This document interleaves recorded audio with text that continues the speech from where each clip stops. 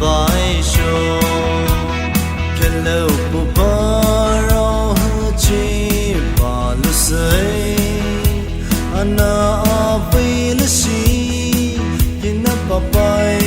tu si lo lo jivane ineu chu ju zu wei si dai hao pi bere hello le si hai na vane ni zu pui so rivo le si ni zu ba le li su ve te pui morena hello le si vo su ka pui ka so oh do si kina papai le ka pui ba yo ni zu ha pui ba yo ni na mai ki mai ro je vi sho po la hi chỉ vì ni bao đủ bèo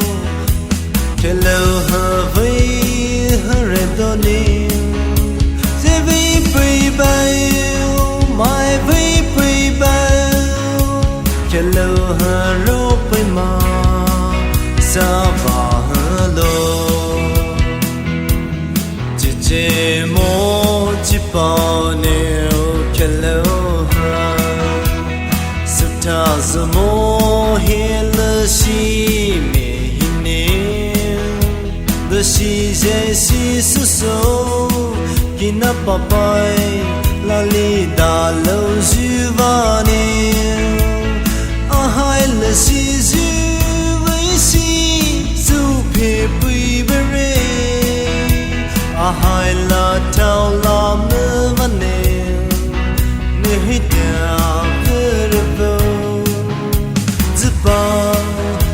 le si ni su ve te pui morena hello le si vo su ka pui ka so oh do si kina papai le ka pui ba yo le zu ha pui ba yo na mai ki mai ro je vi sho chỉ vì ni bao đủ bèo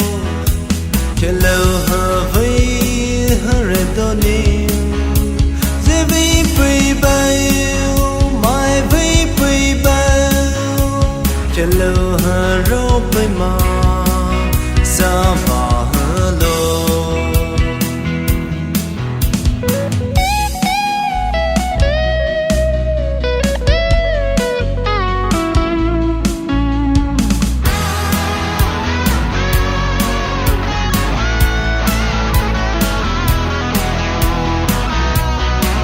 chỉ mai lo chỉ số tu bena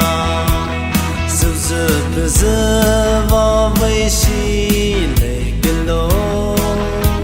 à hai là si cũng kê khi na papai bay mà để rau tiền à hai cha với si ni ru ka mo revo a hai re to re show vanil nên lúc cài tay re vô giúp bay a si so ti po mai dây cha nêu cho bay bay hello le si vô su ka bay ka so oh do si kina papai le ka bay bay yo zu ha bay bay yo na mai ki mai ro je vi sho po la hi chỉ vì ni bao đủ bèo hello her với her redoni